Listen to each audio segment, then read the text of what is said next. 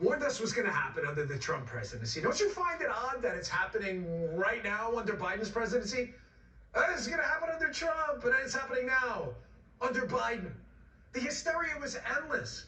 Trump's going to bring about the police state. He's going to tank the economy, Trump. He's definitely going to cause a nuclear war, build a fallout shelter tomorrow. The Dems in the media now, they're licking their chops, too, with the possibility and the prospects of arresting and indicting Trump. They want that perp walk so bad. In a grand jury case that so far seems to suck really bad, like on a 1 to 10 suck scale, it's like a 9.9. That political targeting of Trump is just one example the Democrats warned us Trump was going to do to all of us. Turn into like a police state fascist. But it's weird, like the Democrats are the one actually doing that. And the other examples are endless. It's not just this one. When Trump was president, the media warned that he was on the brink. He's going to start a nuclear war. And no one can stop this maniac. I mean, remember this? If the president decides to use the nuclear football and launch a nuclear strike, is there anyone in the chain of command who can actually stop that order? They started threatening us the day he wielded his fire and fury at them. He's basically a 24/7 professional wrestler who happens to have the nuclear codes. Again, if crazy pills existed, those people took them. Of course, listen, they'd like us to forget how those nuclear tensions with North Korea ended. They had a meeting with Kim Jong-un. May not have went great, but at the DMZ, but didn't result in nuclear war, right? But under Biden, China and Russia just signed an agreement, you know, like the evil wonder twins to boost their alliance. And we've seen nuclear threats and warnings from Russia over the U.S. involvement in the war in Ukraine. Looks like, again, everything the Democrats said, that's going to happen under Trump, is actually happening under Biden. So weird, right? Then there's the economy. According to the left, Trump was supposed to wreck everything with his trade wars, tariffs, lower taxes, and $2 a gallon gas. What a ripoff. Remember those horrible old days of $2 a gallon gas? Yeah, me too. Except all the damage that was supposed to happen under Trump is actually happening right now under Biden. Inflation has climbed again, putting more pressure on American households. And record high gas prices at play in these numbers, 8.6% year-over-year inflation. That is, again, the highest since 1981. There are worries that the U.S. could be headed for a recession. That's all under Biden. Listen, I think I speak for millions of Americans when I say, I'd love to get back to $2 a gallon gas right now with 2% inflation, wouldn't you? That's not just it, though. What else are Democrats doing right now that they hilariously claimed Trump was going to do? What about silencing the media? Remember those scare tactics? Remember when the lib media, they were the victims? Oh my gosh, he's coming after us. He's going to silence the media. The crying, the whining, the wetting of the diapers. They jumped at every opportunity to claim Trump was coming after them. But I need you to watch this next clip very carefully. Notice how the lib media wouldn't let go of the microphone during the Trump years. But now, some journalists, ironically, in the Biden administration aren't even allowed to ask a single question. If I may ask one other question, are you worried? That's enough. That's enough. That's enough. Ask one of the other folks. That's enough. Pardon me, ma'am. Excuse me. That's enough. Mr. President, one of the questions if I may ask on the Russia investigation. You shouldn't discriminate against some people because you don't agree with their question. They're offended by your question. We all heard it. What has just occurred this last 10, 15 minutes is unacceptable. So we're either going to continue the briefing or we can just end the briefing right here. You see the difference there, by the way? Did you catch that? Acosta's a superhero. He should be in the next Marvel movie for being rude and obnoxious at a meeting, press reveal with Trump. But then Simon Atiba is just asking, hey, how come I haven't had a question in months? And all the media people who loved Acosta can't stand Atiba. Hey, you be quiet back there. Sit down. Weird, right? Again, so strange. But Democrats are actively trying to silence non-compliant media outlets right now, as you just saw. Speaking of the lib media, by the way, who can forget its relentless accusations of crooked business dealings and conflicts of interest with foreign countries? Remember this? We were told Trump, he's lining his pockets with the presidency, folks.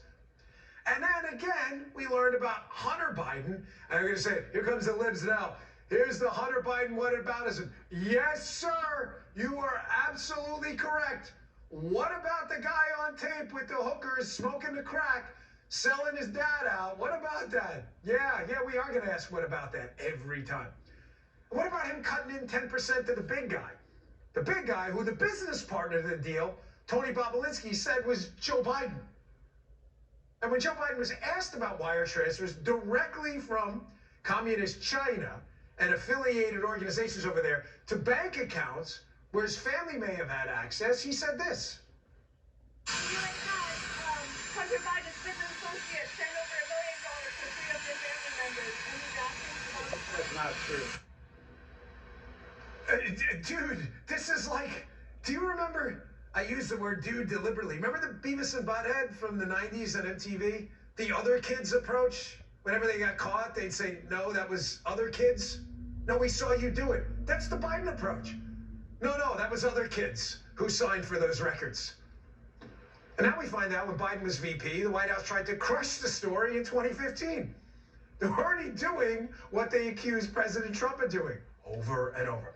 Finally, listen, I'm old enough to remember at 48, when Democrats at least pretended to care about the rule of law. I emphasize the word pretended. That word's doing a lot in that prior sentence.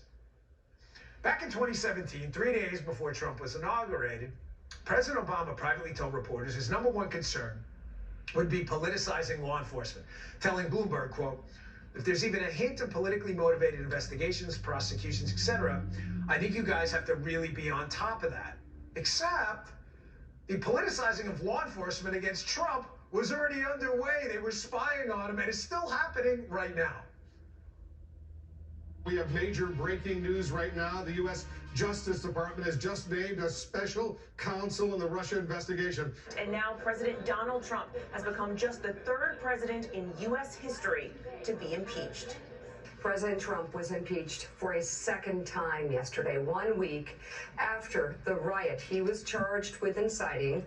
The home of the 45th President of the United States has been raided by the FBI. We've got new reporting tonight about when and how Donald Trump could be indicted and arrested. Again, folks, everything the Dems accuse Trump of doing, they're actively doing right now. Scarier than all of that, however, is the left's attempt to undermine and politicize the justice system. First, it was the riots and calls to defund the police. Then the left pushed to get rid of cash bail and deep blue states, letting criminals roam free everywhere. Criminals aren't even being prosecuted because they're wasting time on Donald Trump. This, of course, is only made possible, all of this, through the funding of soft-on-crime DAs by big Democrat donors like George Soros. Joining me now is outnumbered co-host and former White House press secretary, Kayleigh McEnany. Kayleigh, thanks for your time, as always. So that example I gave of the press before, for someone who dealt with them and dealt with them very professionally, did such a wonderful job. That example with Simon Atiba versus Jim Acosta, where he was a hero for yelling at Trump Acosta, yet the people in the media room are yelling at Atiba for just asking me a question in. That kind of sums up how the media looks at these Republicans and Democrats differently, doesn't it? Oh, no doubt about it. Look, I'm the first to say, as someone who was yelled at, not by one reporter, but by many, I don't like the tactic of yelling. I like decorum. Putting that aside, you have hit on the main point here, which is this. If you yelled at me at the podium, Jim Acosta, Playboy reporter, if you were about the antics and creating this viral social media brand that then got you a book deal and perhaps a TV show, you were a hero in the Trump years. But if you're Simon Atiba, totally different. White House Correspondents Association will shout you down. They'll shout decorum during the briefing. They never did that for me. They will, in addition to that, apologize to the press secretary. Never did that to me. But what they won't do, before it got to that point, in the 6 months when Simon Atiba had to try to get his question answered, they will not go to the press secretary and say, answer Simon's question, so it doesn't get to the point where he has to yell you down. They didn't stand up for him in the intervening 6 months, and hey, are we surprised? Kayleigh, I know you heard the monologue there, but what disturbs me most about this, again, Democrats accusing Trump of what they're doing right now, is definitely the undermining of the justice system. If there's one thing in this country that can't fail, it's the justice system. I've said often that once you marry up a bad economy with the destruction of faith in institutions, you have the recipe for something nobody wants, which is social chaos. And I'm really worried we're going down that road right now.